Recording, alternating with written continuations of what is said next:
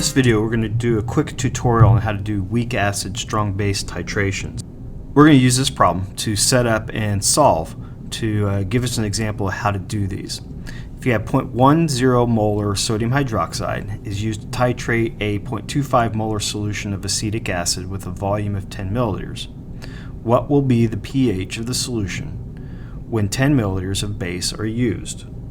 Now, the first thing we need to do is write out a chemical reaction. In this case, a strong base is being reacted with weak acid.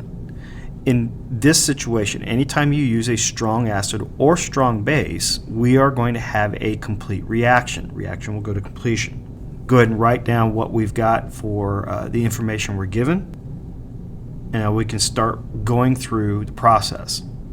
Now, this is going to involve two main steps. The first step is to do the stoichiometry. Now, this is going to be done just like we did strong acid, strong base stoichiometry, with the exception of that we're not going to find the pH at the end of this. So, first step is to convert these 2 moles, and we now have our initial values. Second step is to determine what is our limiting reactant. In this case, we can easily see that the sodium hydroxide is going to have less moles. So we're going to have a change of minus 0.001 for the sodium hydroxide and the acetic acid, and we're going to increase by 0.001 the number of moles of sodium acetate. At equilibrium then, our number of moles of sodium hydroxide will be 0. The amount of acetic acid that we've left over is 0.0015 moles, and the amount of sodium acetate formed will be 0.001 moles. And just as we saw before, we need to go through and convert to our new molarity, because after having added these 2 solutions, we have a new volume. Now, in the past, we haven't looked at the salt that's produced, but in weak acids and bases, we need to consider that salt because it will have an effect on our pH in our second step.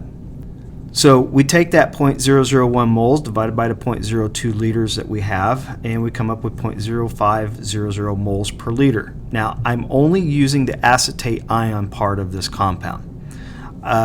We'll go over in class some detail as to why we're doing that, but you'll see in the next step, we need this ion's concentration. Our next step is to do our equilibrium. We have our concentration of our acid. We have 0 molar for our hydronium ion, and we have 0.05 molar for our acetate ion. Now, remember, we're starting off with 0 for our hydronium ion because we're assuming that the reaction has not gone to completion or come to equilibrium yet. Our change, since we're dealing with a weak acid in equilibrium with water, we don't know what the change is going to be. We know it's going to go down. We know that the products are going to go up, so that's why we have the minus X and plus X's. At equilibrium, the concentration of our acetic acid will be 0.050 minus X. Our hydronium ion will be equal to the value of X, and our acetate ion has a value of 0.0500 plus X. Now, to continue on with our next step, we need to know what the equilibrium constant is for acetic acid, and that's looked up and to be 1.8 times 10 to the negative fifth. We can now begin to set up in our equilibrium equation. So in our equilibrium equation, we have our products divided by our reactants. If we plug in the values, now because we don't want to do the quadratic equation, we can take our shortcut, and that's where we assume that the negative or positive X is going to be too small. So in comparison to 0.05 and 0.075, the plus X and minus X aren't going to affect them significantly. So we go ahead and assume that they're too small to matter and drop them out of the equation. The equation then becomes much simpler to solve out.